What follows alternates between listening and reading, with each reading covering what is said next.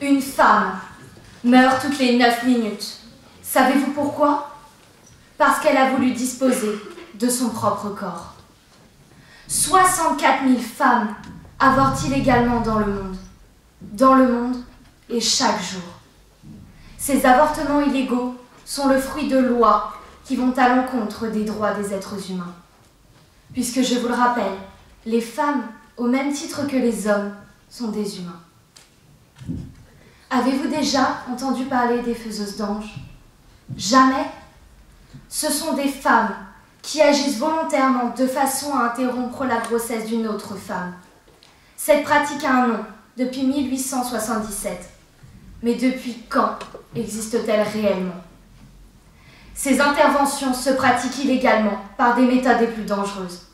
Injection d'eau savonneuse, aiguilles à tricoter dans le ventre, dans l'espoir de toucher l'embryon. Mais le pire sont les complications graves devenues fréquentes. En France, une femme, une date.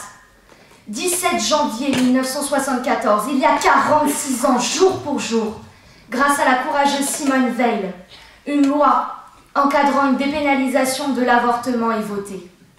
Mais si dans notre pays, les femmes ont la chance d'être maîtres de leur corps, ce n'est pas partout le cas.